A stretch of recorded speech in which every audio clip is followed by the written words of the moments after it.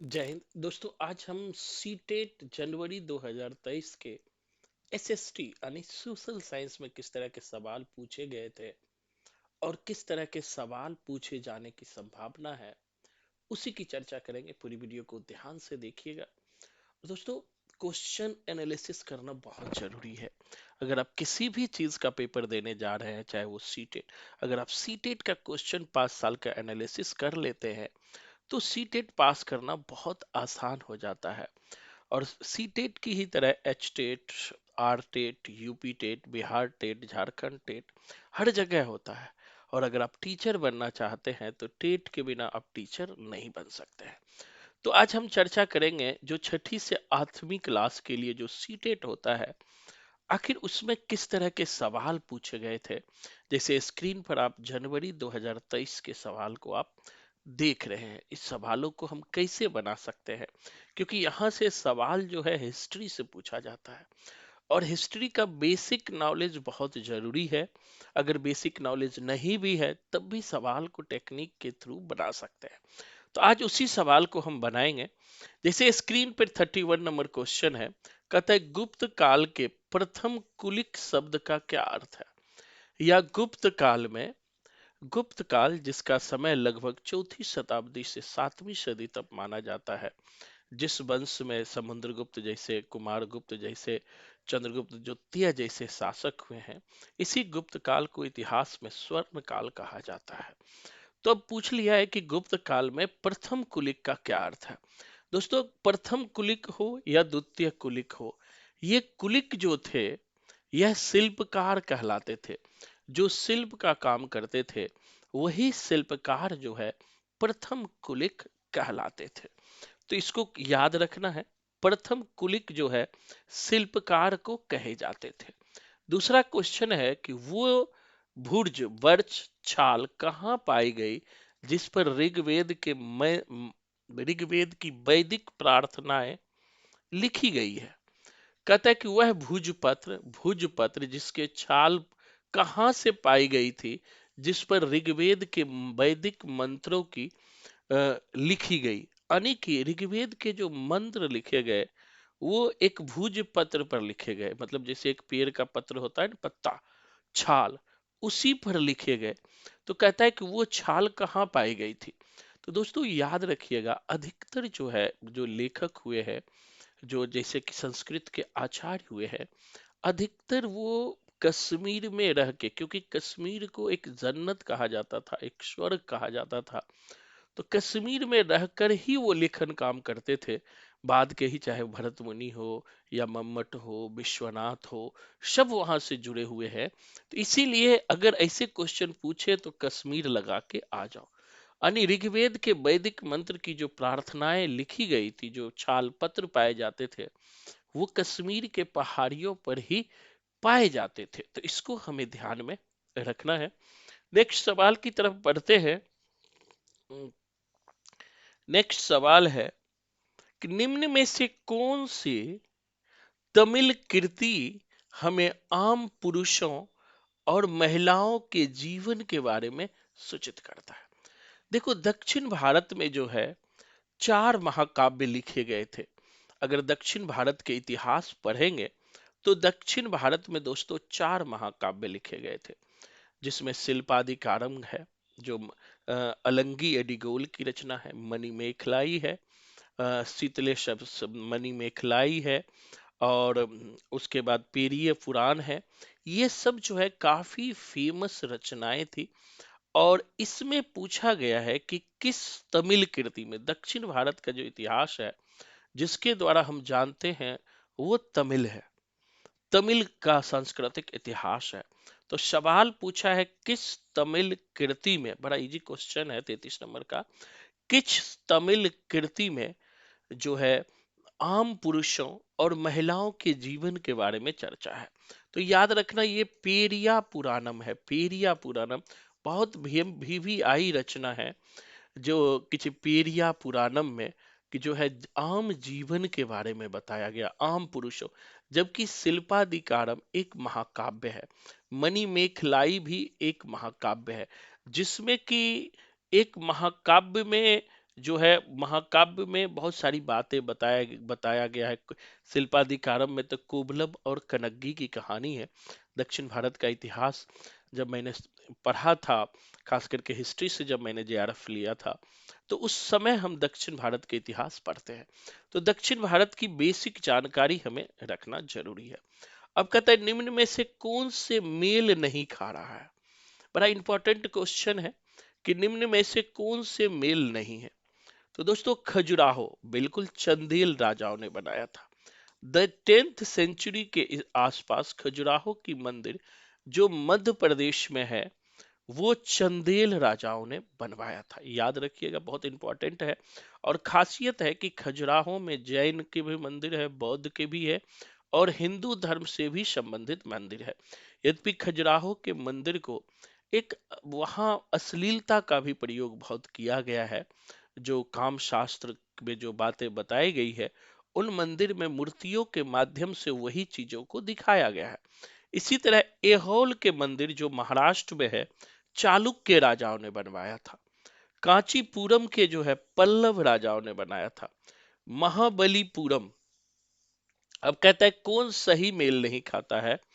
तो महाबलीपुरम का मंदिर जो है, ऑप्शन में जो दिया है चोल राजा, ये चोल नहीं बनाया था। महाबलीपुरम का भी जो मंदिर है, पल्लव राजा ने ही बनवाया था। तो इसलिए हमारा ये गलत हो जाएगा। तो इतिहास के जो सवाल पूछते हैं, बेसिक नॉलेज का होना बहुत जरूरी है। और ये चीज देखिए, अगर ये सब इतिहास की बातें आपको याद रहता है, तो आगे जब आप कंपटीशन की तैयारी में जाएंगे, तो ये सब वहां भी काम आएंगे। C TET, TV, TGT, PGT, PRT, DSSB, हर एग्जाम में ऐसे सवाल पूछे जाते हैं। आगे सवाल की तरफ हम बढ़ते हैं। नेक्स्ट क्वेश्चन है, निम्नलिखित कथनों पर विचार कीजिए।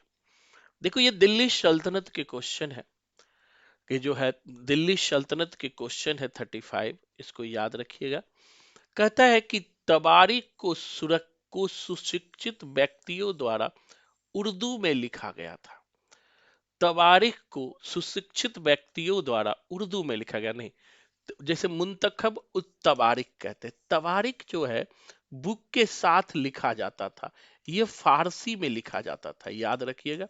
तबारिक फारसी में लिखा जाता था, लेकिन यहां कह दिया उर्दू में लिखा जाता था, इसलिए गलत हो गया। दूसरा कहता है तबारिक के लेखक नगरों में रहते थे। बिल्कुल सही है कि जो जो खास करके तबारिक लिखने वाले थे, वो राजाओं के दरबार में रहते थे या शहर में रह करके राजाओं के बारे में लिखते थे, जैसे मुंतखब तवारिख या मुंतखब उल्लुबाफ। तो ये सब राजाओं के यहाँ रह करके, नगरों में रह करके तवारिख लिखते थे। कहते थे वे प्राय अपने इतिहास सुल्तानों के लिए उनसे ढेर सारे पुरस्कार पाने की आशा में लिखते थे। बिल्कुल सही है। अभी हमने कहा कि तवारिख जो है शहरों में रह करके खासकर सुल्तानों के बारे में लिखते थे, और उनका उद्देश्य होता था कि सुल्तानों से अधिक पैसे हम हासिल कर ले, इसीलिए वो ये बात लिखते थे। अब निम्न में से क्वेश्चन बहुत इजी पूछा है। इतिहास सूरदास द्वारा संकलित नहीं है, मतलब सूरदास की रचना नहीं है। तो अब देखो, सूर सागर तो है ही सूरदास की रचना, सूर सारावली भी है, साहित्य लहरी भी है। यहां पूछ रहा है कौन नहीं है, तो साहित्य रत्ना नहीं है। तो ये जो है ये नहीं होगा। ये क्या होगा, यानी आंसर हमारा 3 हो जाएगा। सूर सागर, सूर सरावली, साहित्य लहरी, तो सूरदास की बहुत ही फेमस रचना है। भक्ति काल में भी सूरदास पढ़ते हैं। सगुन भक्ति धारा के, कृष्ण भक्ति धारा के फेमस कवि सूरदास है। सूरदास अष्टछाप कवियों में गिने जाते हैं। सूरदास बल्लभाचार्य के शिष्य थे, याद रखिएगा। और इन्होंने बल्लभाचार्य के शिष्य थे, और इसे पुष्टि मार्ग का जहाज जो है बल्लभाचार्य के पुत्र विठल नाथ ने कहा था। तो ये बेसिक जानकारी हमें ध्यान में रखनी है। अब आगे फिर हिस्ट्री से सवाल पूछा है। हिस्ट्री से बहुत सारे सवाल पूछे जाते हैं, और हमें ध्यान भी रखना है हिस्ट्री के सवालों को। अब क्वेश्चन पूछा है 37 का, कि 18वीं सदी के दौरान, समझ के बनाइएगा, 18वीं सदी के दौरान मुगल साम्राज्य धीरे धीरे कई स्वतंत्र और क्षेत्रीय राज्यों में बिखर गया। बिल्कुल सही है। 18वीं सदी मतलब 1707 में, 1700 से लेकर 1799 तक के काल को 18वीं सदी कहते हैं। इतिहास में जब आप पढ़ोगे हिस्ट्री में, तो जो 1707 ईस्वी में औरंगजेब की मृत्यु हो जाती है, मुगल सम्राट औरंगजेब की मृत्यु हो जाती है, और औरंगजेब के मृत्यु के बाद जो है मुगल साम्राज्य बिखर जाता है, और मुगल साम्राज्य धीरे धीरे छोटे छोटे राज्यों का दौर आ जाता है। यहीं पर जो है मॉडर्न भारत की शुरुआत होती है। छोटे छोटे राज्य स्वतंत्र हो जाता है, मुगलों से स्वतंत्र हो जाता है, और इसी दौर के बाद से जो अंग्रेजों का भी शक्ति बढ़ने लगता है। तो पहला ऑप्शन सही है। दूसरा कहता है मुगल सम्राटों की सत्ता के पतन के साथ कई प्रांत के सूबेदारों और बड़े जमींदारों ने भारतीय उपमहाद्वीप के विभिन्न हिस्सों में अपनी शक्ति और प्रबलता कर ली। बिल्कुल सही है। अभी ही हमने बताया कि ये बेसिक पहला ही आंसर हो जाएगा, क्योंकि मुगल साम्राज्य में होता क्या है कि जब मुगलों की शक्ति कमजोर होती है, तो मुगल के अधीन जो कई प्रांतों के जो सूबेदार थे या बड़े बड़े जमींदार थे, वो स्वतंत्र हो जाते हैं, मुगलों की बातें मानना बंद कर देते हैं, और वो भिन्न भिन्न छोटे छोटे राज्यों में भिन्न भिन्न शक्तियों का उदय होता है। जैसे अवध का उदय होता है, बिहार बंगाल का उदय होता है, बंगाल में सिराजुद्दौला का उदय होता है, अवध में सुजाउद्दीन का उदय होता है। इसी तरह राजस्थान में भिन्न भिन्न राजपूतों का उदय होता है। तो ये एक दोनों सही है। नेक्स्ट क्वेश्चन है, बहुत इंपॉर्टेंट क्वेश्चन है। कहता है किस क्षेत्र में के भूस्वामियों को बेल्लार कहा जाता था? ये दक्षिण भारत में, याद रखना, कि भूस्वामियों को दक्षिण भारत में बेल्लार कहा जाता है। और दक्षिण भारत के क्षेत्र को आपको पता है तमिल कहते हैं। तो तमिल क्षेत्र में जो है दक्षिण भारत में भूमि के मालिक को जो है बेल्लार कहा जाता है। ये सब बेसिक चीजें हैं, इतिहास में पढ़ना चाहिए, एनसीईआरटी में भी दिया हुआ है। तो एक बार जल्दी से एनसीईआरटी भी पलट लीजिएगा, जिससे कि आपका सवाल आसानी से बनेगा। क्वेश्चन है किस क्षेत्र में भूस्वामियों को बेल्लार कहा जाता है? तो दक्षिण भारत में तमिल क्षेत्र में जो है भूस्वामियों को बेल्लार कहा जाता है। नेक्स्ट क्वेश्चन की तरफ हम बढ़ते हैं। फिर क्वेश्चन है कि राजा राम मोहन राय जैसे लोग, अब देखो धर्म सुधार आंदोलन से सवाल है। राजा राम मोहन राय जैसे लोगों को सुधारक इसलिए कहा जाता है क्योंकि वे मानते थे कि समाज में परिवर्तन लाना और अन्यायपूर्ण तौर तरीकों से छुटकारा पाना जरूरी है। बिल्कुल सही है। सुधारकों का विचार था कि इस तरह के परिवर्तन लाने के लिए लोगों को इस बात के लिए प्रेरित किया जाना चाहिए कि वे पुराने व्यवहार को छोड़कर जीवन का नया ढंग अपनाने के लिए तैयार हो। बिल्कुल सही है, दोनों सही है, ए और आर दोनों, ए बी सही है। तो यहाँ आंसर क्या होगा? दोनों। क्योंकि राजा राम मोहन राय हो, उस जो याद ईश्वर चंद्र विद्यासागर, दयानंद सरस्वती, ये सब जितने भी धर्म सुधारक हुए हैं, इनका उद्देश्य था कि पुरानी जो रूढ़ियां हैं, लोगों को अब परिवर्तित होना चाहिए। पुरानी जो सती प्रथा है, बाल विवाह है, पर्दा प्रथा है, दहेज प्रथा है, इन सब को छोड़ करके एक नए जीवन में, एक मॉडर्निटी के जीवन में, ज्ञान विज्ञान के जीवन में, ज्ञान विज्ञान को हमें अपने अंदर उतारना चाहिए। इसलिए दोनों सही है। अब आगे बढ़ते हैं दोस्तों। अब देखो क्वेश्चन बड़ा मजेदार, कहता है पूर्व चेन्नई में स्थापित वेद समाज प्रेरित किससे था? पूर्व चेन्नई में यानी कि दक्षिण भारत में जो वेद समाज स्थापित हुआ था, सवाल है कि वो किससे प्रभावित था? वेद समाज, दोस्तों आपको पता होगा कि महाराष्ट्र में प्रार्थना समाज की स्थापना हुई थी, और इसी प्रार्थना समाज से वेद समाज भी प्रभावित थे। प्रार्थना समाज जो बेसिकली क्या था कि जो ऋग्वेद में जो बातें थी, दयानंद सरस्वती ने कहा था वेदों की ओर लौटो। इसका मतलब वेद में जो वर्ण व्यवस्था के बारे में बताया गया है, वेद में जो स्त्री पुरुषों की समानता है, वेद में धर्म धर्म जाति के आधार पर कोई भेदभाव नहीं है, वेद में छुआछूत नहीं है, वेद में बाल विवाह, पर्दा प्रथा, दहेज प्रथा, सती प्रथा नहीं है। इसीलिए दया सरस्वती ने कहा था वेदों की ओर लौटो। बाद में वो दयानंद सरस्वती ने आर्य समाज की स्थापना की थी, लेकिन उसी के समकालीन दौर में प्रार्थना समाज की भी स्थापना हुई। बहुत फेमस था प्रार्थना समाज उस समय, और उसी प्रार्थना समाज से जो आगे बढ़ के जो है बहुत सारी बातें सामने आई, और प्रार्थना समाज आई, और आर्य समाज आई, ब्रह्म समाज आई, और सबसे पहले जो है ब्रह्म समाज आई थी। और ब्रह्म समाज की स्थापना जो है, याद रखिएगा, राजा राम मोहन राय ने किया था।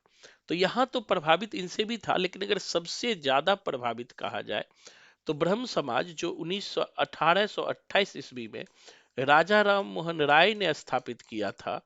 राजा राम मोहन राय शुरू में तो इससे, लेकिन सबसे ज्यादा इससे प्रभावित था।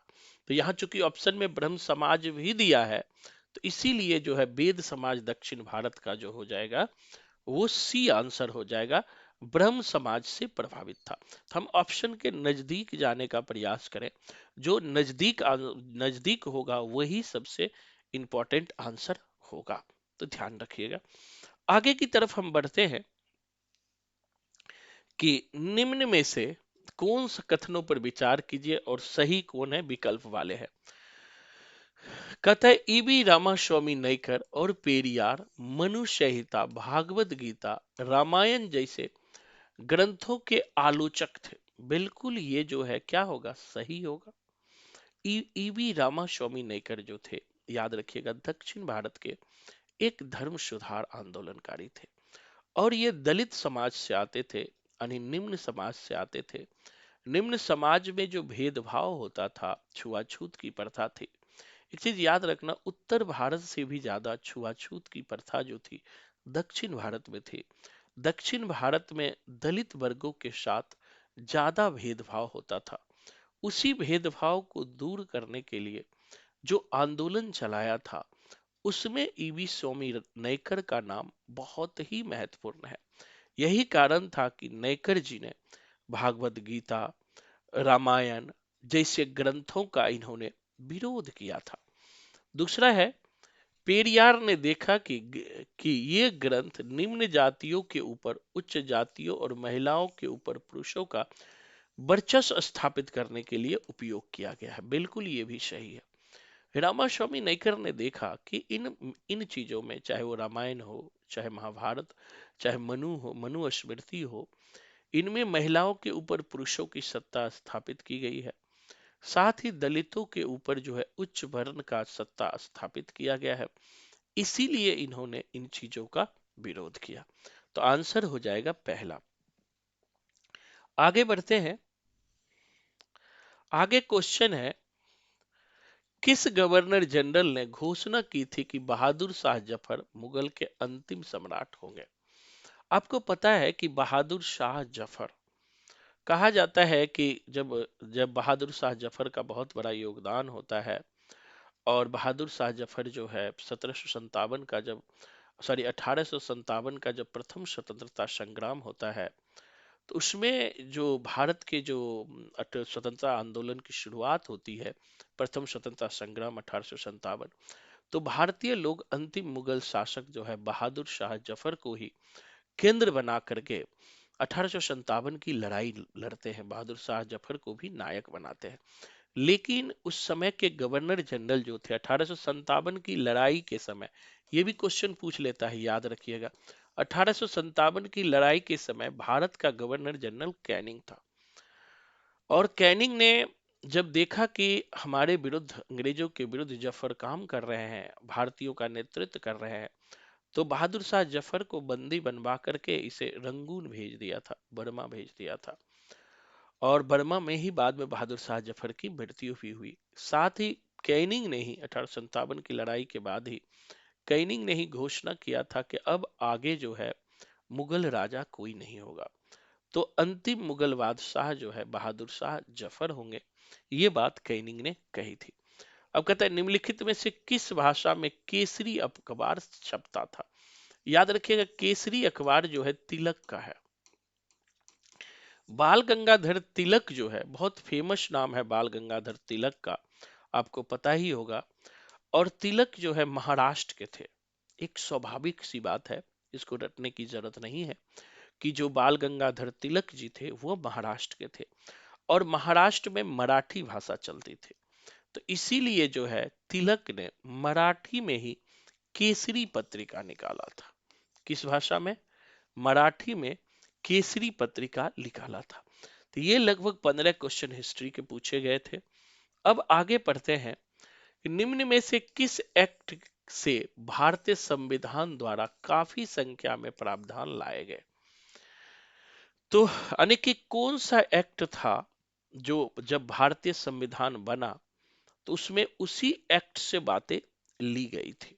किस एक्ट के द्वारा, मतलब किस एक्ट की लगभग सारी बातें जब हमें आजादी मिली और संविधान बना तो उसमें शामिल किया गया था। तो याद रखिएगा 1935 का एक्ट बहुत फेमस है, क्योंकि 1935 के एक्ट के द्वारा ही अंग्रेज अब ये समझ गए थे कि अब हमें भारत पे 35 के बाद अंग्रेज भी समझने लगे थे, अब भारत पे हमें शासन करना हमारे लिए बहुत मुश्किल है। तो चूंकि मुश्किल है तो धीरे धीरे सत्ता की बागडोर जो है वो भारतीय के हाथों में देने लगे थे, और इस एक्ट के माध्यम से बहुत सारी बातें भारतीय को दे दिए थे। इसीलिए जब संविधान बना तो 1935 की बहुत सारी बातें जो है अंग्रेजों ने, बहुत सारी बातों को अंबेडकर जी ने संविधान लिखते समय शामिल कर लिया। अब देखो कहता है निम्नलिखित में कौन सुमेलित नहीं है। बड़ा अच्छा है, कौन सुमेलित नहीं है। अब देखो ग्रह है और चंद्रमा की संख्या है, इसका क्या मतलब है। चंद्रमा की संख्या मतलब है चंद्रमा क्या है, एक सैटेलाइट है, एक उपग्रह है। देखो एक ग्रह होता है प्लैनेट जो सूर्य की चारों ओर चक्कर चक्कर लगाता है, उसे हम ग्रह कहते हैं। उपग्रह कहते हैं जो ग्रह का चक्कर लगाता है, जैसे चंद्रमा पृथ्वी का चक्कर लगाता है। अब कुछ पूछ रहा है कि कुल कितने यानी कौन सा सही है, यानी कि इन जो ग्रह दिए गए हैं इनके कितने उपग्रह है, क्वेश्चन ये पूछ रहे हैं। चंद्रमा की संख्या मतलब कितने उपग्रह है, क्वेश्चन ये पूछ रहे हैं कि कितने उपग्रह है, ये सवाल पूछ रहे हैं। अब देखो कि इसमें पूछ रहे हैं कौन सुमेलित नहीं है। कौन सुमेलित नहीं है, आपको पता है कि बृहस्पति को अतः बहुत सारे उपग्रह है, लगभग ये सही ही होगा। यूरेनस का भी सही होगा। जो पहला ही गलत होगा, मंगल का 2 उपग्रह नहीं है, इससे ज्यादा है। तो इसलिए पहला ही इसका जो है गलत होगा, और लगभग सारे सही होगा। ठीक है, तो इसको ध्यान रखिएगा, बी सी डी सही होगा और पहला गलत होगा। तो हमें उपग्रह की संख्या भी याद करना है। जब ज्योग्राफी आप पढ़ रहे हैं तो आपको ये याद रखना जरूरी है कि कौन सा ग्रह है, कौन सा उपग्रह है, कितने ग्रह है, कितने उपग्रह है। ये बेसिक सवाल है ज्योग्राफी का, जिसे हमें ध्यान में रखना है। अब हम आगे बढ़ते हैं। नेक्स्ट क्वेश्चन है, निम्न में से कथन और कारण पर विचार कीजिए और सही विकल्प का चयन कीजिए। कहता है उत्तरी ध्रुव वृत्त और उत्तरी ध्रुव के बीच के क्षेत्र में बहुत ठंड होती है। बिल्कुल सही है। जब नॉर्थ पोल और उससे थोड़ा नीचे के एरिया को उत्तरी ध्रुव और उत्तरी ध्रुव वृत्त कहते हैं, तो इसमें कहा जाता है बीच के क्षेत्र में जो है बहुत ज्यादा ठंडा होता है। अब देखो अगर आप ये पृथ्वी लोगे तो ये अर्थ है, तो ये जो है ना, ये नॉर्थ पोल है और ये साउथ पोल है, यानी उत्तरी ध्रुव है और दक्षिणी ध्रुव। तो ये बीच का जो एरिया होता है ना, यही क्वेश्चन पूछ रहा है। नॉर्थ पोल के आसपास का एरिया होता है बहुत ठंडा होता है, बहुत ठंडा होता है। तो इसलिए हमारा पहला सही होगा। दूसरा कहता है सूर्य की किरणें हमेशा तिरछी होती है और कम उष्मा देती है। बिल्कुल सही है, इसी कारण ठंडा होता है। कि नॉर्थ और साउथ पोल पे याद रखिएगा कि सूर्य की किरणें सीधी नहीं पड़ती है, हमेशा तिरछी पड़ती है। इसीलिए वहां जो है गर्मी नहीं पहुंच पाता है और ठंड का मौसम बना रहता है। वही इक्वेटर पे, जैसे पृथ्वी के बीच के भाग को इक्वेटर कहते हैं, यहाँ इक्वेटर पर सबसे ज्यादा गर्मी पाई जाती है। क्यों पाई जाती है? क्योंकि सूर्य की किरणें यहाँ पर जो है सीधी पड़ती है। इसीलिए हमारा जो है पहला ही आंसर सही होगा। हमारा क्या होगा? पहला ही आंसर सही होगा। नेक्स्ट क्वेश्चन की तरफ हम बढ़ते हैं। कहता है कि सूर्य पूर्व में उदय होता है। क्यों होता है? पृथ्वी पूर्व से पश्चिम की ओर चक्कर लगाती है, पृथ्वी पश्चिम से पूर्व की ओर चक्कर लगाती है, पृथ्वी अपने अक्ष पर झुकी हुई है, पृथ्वी का चक्कर 24 घंटे में पूरा हो जाता है। तो आखिर सूर्य पूर्व में उगता हुआ क्यों दिखाई पड़ता है? तो ध्यान रखना कि पृथ्वी जो है पूर्व से उगता हुआ इसलिए दिखाई पड़ता है कि हमारी पृथ्वी जो है पश्चिम से पूर्व की ओर चक्कर लगाती है। पूर्व में उदय होता है, पृथ्वी क्यों दिखाई पड़ता है पूर्व में उदय होता है? क्योंकि पृथ्वी पश्चिम से पूर्व की ओर चक्कर लगाती है। क्या लगाती है? पश्चिम से पूर्व की ओर चक्कर लगाती है। तो ये बेसिक सवाल है, ये सब आना चाहिए। और अगर मैंने कहा कि हमारा अगर आप रेगुलर भी पढ़ना चाहते हो संपूर्ण जीके को, एसएसटी को, तो हमारा अदर कंपटीशन के लिए जैसे जो डीएसएसबी, नवोदय, केबीएस देना आगे चाहते हो, सीटेट देना चाहते हो, डिस्क्रिप्शन में पढ़ना चाहते हो, तो हम अलग से बैच भी पढ़ाते हैं। ये तो मैं आपको समझा रहा हूँ, अगर यहाँ से रिजल्ट हो जाए तो ठीक है, नहीं तो एक बार संपूर्णता में जीके सेक्शन को जरूर पढ़िए, क्योंकि जीके पढ़ना बहुत जरूरी होता है। और ये हर एग्जाम के लिए महत्वपूर्ण होता है, कोई एक एग्जाम के लिए नहीं। तो हर एग्जाम के लिए ये हमारे लिए महत्वपूर्ण है। अब देखिए क्वेश्चन है, भारत में केंद्रीय कार्यालयों के खुलने का समय पूर्वाह 9 बजे है, यानी कि 9 बजे सुबह जो है भारत में कार्यालय खुलता है। चंडीगढ़ के बाद 76.45 डिग्री पूर्वी देशांतर और कलकत्ता में 8.15 डिग्री पूर्वी देशांतर क्रमशः स्थित केंद्र सरकार द्वारा कार्यालयों को खुलने का समय क्या होगा? अगर देखो कि अगर चंडीगढ़ में 76.45 डिग्री और कलकत्ता में 88.15 डिग्री हो, तो वहां पे कार्यालय खुलने का क्या समय होगा अकॉर्डिंग टू टाइम? तो इसको हमने निकालने के लिए आपको बताया है। 15 डिग्री बराबर होता है, आपको याद रखना है, 15 डिग्री बराबर होता है 1 घंटा। अगर ये 9 बजे मानक समय लेकर चल रहा है तो 15 डिग्री बराबर क्या होता है? 9 घंटा। और भारत का जो अम्योत्तर समय होता है 82.5 डिग्री से गुजरता है। कब से गुजरता है? 82.5 डिग्री। तो अब देखो, अगर चंडीगढ़ 82.5 से पहले है, कॉमन सेंस यहां पर लगाना है कि चंडीगढ़ क्या है? 82.5 से पहले है। तो चंडीगढ़ पहले है, मतलब 9 से पहले वाला समय होगा। 9 से क्या होगा? क्योंकि 82.5 से नीचे है, मानक समय 82.5 है, यानी 82.5 डिग्री पर 9 बज रहा है, यानी कि भारत का जो है 82.5 डिग्री पूर्वी देशांतर पे 9 बज रहा है, 9 बज रहा है, 9 बज रहा है। तो अब देखो कि अगर अब 82.5 से ये पीछे है, 76 है, मतलब 9 से पहले होगा। तो 9 से पहले में पहले क्या है? पहले या तो ये होगा आंसर, या तो ये होगा। और दूसरा कह रहा है 88, 88 कह रहा है मतलब 9 के बाद होगा। 88 कह रहा है मतलब क्या होगा? 9 के बाद होगा। तो 9 के जब बाद होगा तो सिंपल हम निकाल लेंगे, 9 के बाद होगा तो ये हो जाएगा 9.23, 23 मिनट हो जाएगा। अब इसको कैसे निकालोगे? तो 82.5 में से 15 डिग्री ये देखो, 82.5 है ना, 88 डिग्री 15, और इसमें घटा दो 82.5, 82.82 मतलब 30 मिनट, 30 मिनट मतलब 0.15 डिग्री 30 मिनट का निकाल लोगे, और निकाल करके जब निकालोगे तो ये आंसर आ जाएगा। ये निकालने वाला होता है, कभी मौका मिलेगा तब क्लास ज्वाइन कीजिएगा। ये निकालने के लिए मैं आपको सिखा दूंगा कि कुल जो हमारा होता है, ये जो एरिया होता है 360 डिग्री का होता है। अब 360 डिग्री का होता है, और जो है 360 डिग्री में टाइम टाइम भी तो होता है, यानी 24 घंटे में जो है, 24 घंटे में हमारा अर्थ जो है एक बार घूम जाता है।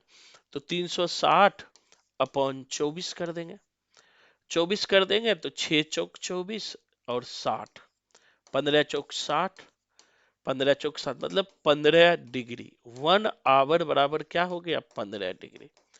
कि 1 आवर बराबर होता है 15 डिग्री।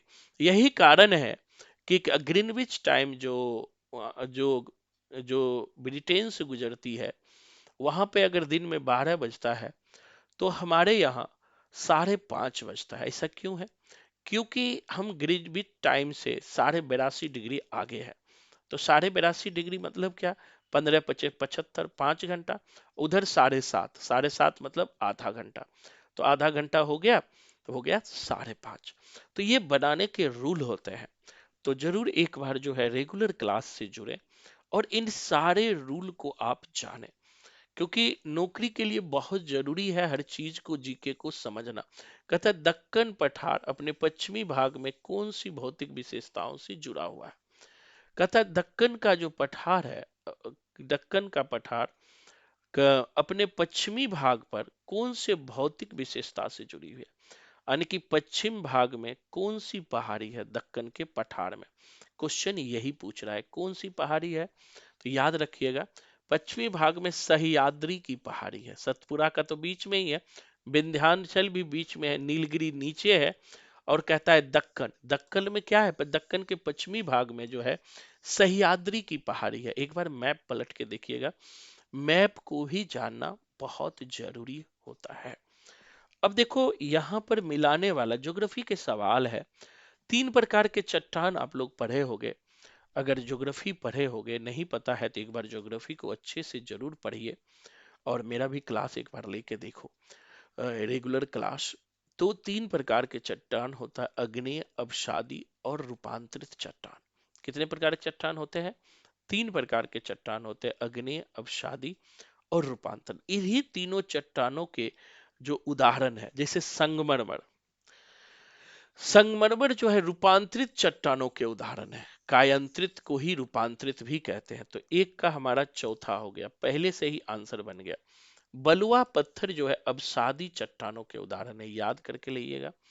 और कोयला जो है जीवाश्म ईंधन है, क्योंकि कोयला पृथ्वी से निकाला जाता है। और ग्रेनाइट जो है अग्नेय चट्टान के उदाहरण है। ग्रेनाइट क्या है? अग्नेय चट्टान के उदाहरण है। ये सब बेसिक सवाल है और इस बेसिक सवाल को हमें आना चाहिए। अगर नहीं आ रहा है तो एक बार अच्छे से जीके सेक्शन को आप पढ़िए।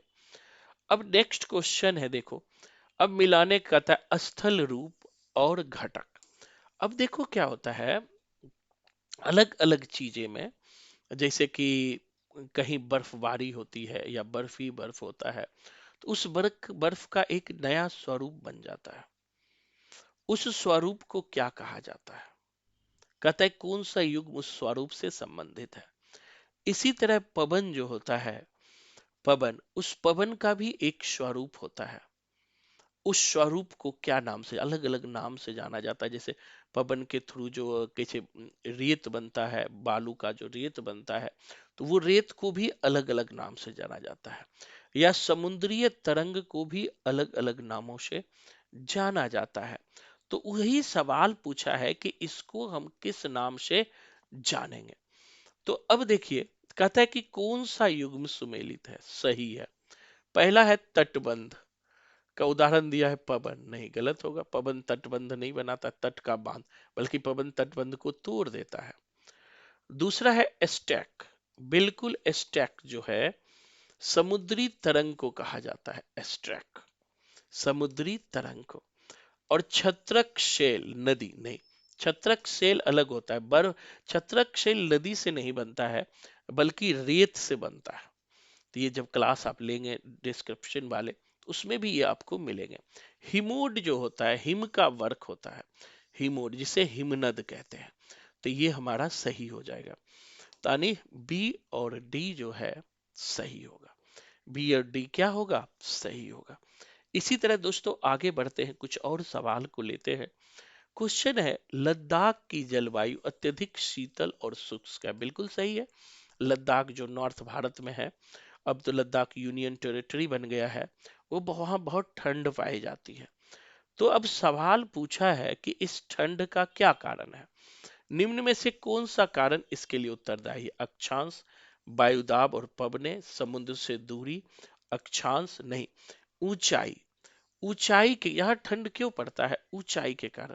क्योंकि जैसे जैसे आप ऊंचाई पर जाएंगे ना, हाई एटीट्यूड पर जाएंगे, तो वहां जो है आपका दबाव, हवा का दबाव कम होने लगता है। और जो है खास करके साथ ही ऊंचाई भी है और हिमालय की पहाड़ी भी है। तो इस कारण, इस ऊंचाई के कारण जो है वहां जो है तो उसकी जलवायु जो है शीतल और ठंड होती है। नेक्स्ट क्वेश्चन की तरफ हम बढ़ते हैं। क्वेश्चन है कि निम्न कथन तथा कारण पर विचार कीजिए।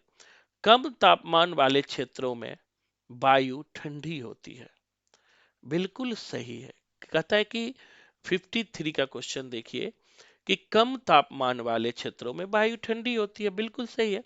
जब टेम्परेचर कम होगा तो वायु तो ठंडी होगी ही ना। अभी देखो टेम्परेचर, दिसंबर का महीना आ गया, नवंबर लास्ट चल रहा है, तो टेम्परेचर कम है तो जो वायु की हवाएं हैं वो भी ठंडी है। कहता है ठंडी क्षेत्रों में वायु भारी होती है। बिल्कुल सही है। यही कारण है कि आपको देखे होगे, आपने देखा होगा ठंड के महीना में पॉल्यूशन लेवल बहुत ज्यादा बढ़ जाता है। ऐसा क्यों होता है? क्योंकि ठंड के महीने में क्या होता है, वायु भारी होती है, जो एयर भारी होता है, तो एयर जो है ऊपर नहीं उठ पाता है, एयर क्या हो जाता है, नीचे रह जाता है। तो जो पॉल्यूशन होता है वो पॉल्यूटेड एयर ऊपर आकाश में नहीं जा पाता है, नीचे रह जाता है, जिससे के कारण आम लोगों को सबसे ज्यादा ये नुकसान पहुंचाता है। इसलिए ये महत्वपूर्ण है। तो आंसर दोनों हो जाएगा। नेक्स्ट क्वेश्चन है, कहता है निम्न में से कौन जनसंपर्क का माध्यम नहीं है? कहता है कौन कम्युनिकेशन का माध्यम नहीं है? समाचार पत्र तो है ही कम्युनिकेशन का माध्यम, हम समाचार के माध्यम से ही कम्युनिकेट करते हैं। रेडियो भी है, रेडियो भी सुनते हैं, टेलीविजन भी है। यहाँ सेलुलर फोन नहीं होगा। इन तीनों में जो है सेल, कहता है कौन नहीं है, तो सेलुलर फोन नहीं होगा। समाचार पत्र भी होगा, रेडियो भी होगा, टेलीविजन पर भी हम संपर्क, मोदी जी आते हैं टेलीविजन पर बोलते हैं। तो क्यों बोलते हैं? क्योंकि जनता को अपनी बातें सुना सके। नेक्स्ट क्वेश्चन है, नेक्स्ट क्वेश्चन बहुत महत्वपूर्ण, कहता है भूमध्य सागरीय प्रकार की वनस्पति कहाँ नहीं पाई जाती है? भूमध्य सागरीय वनस्पति, अब भूमध्य सागरीय वनस्पति कहाँ पाया जाता है, ध्यान रखना। इक्वेटर के आसपास, पहले भी हमने बताया ये पृथ्वी है और बीच इक्वेटर है। तो कहता है कि भूमध्य सागरीय वनस्पति कहाँ पाई जाएगी?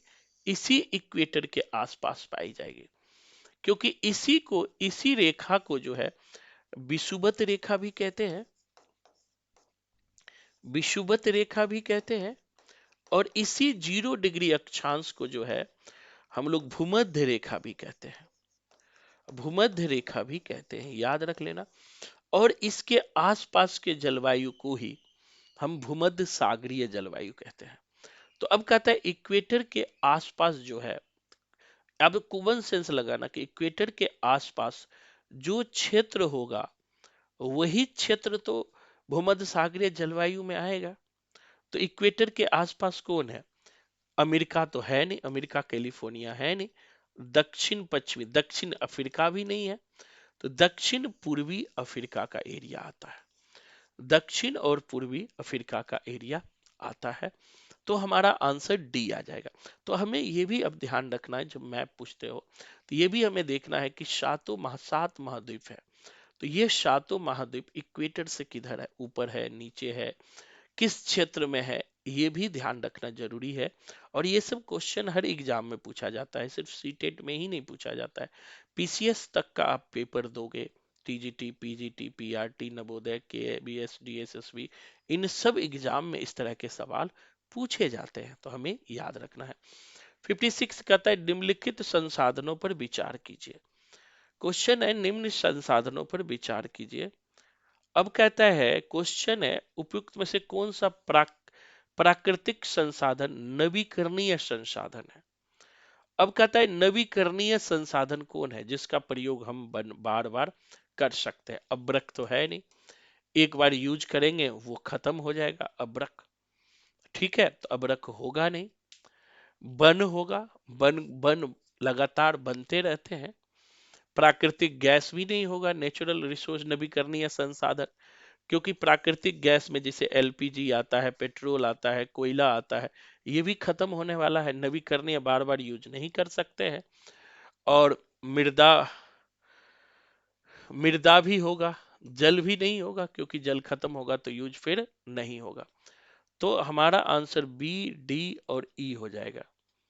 सॉरी, जल जल भी होगा, बी डी ई, जल भी होगा। तो यहां पर जो हमारा हो जाएगा, अब्रक नहीं होगा और ये नहीं होगा।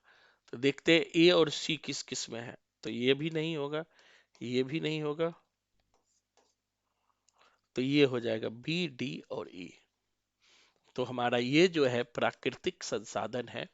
मृदा को भी बार बार आप रिसाइकल कर सकते हैं, जल को भी रिसाइकल कर सकते हैं, वन को भी, लेकिन अभ्रक को नहीं कर सकते हैं, नेचुरल गैस को नहीं कर सकते हैं।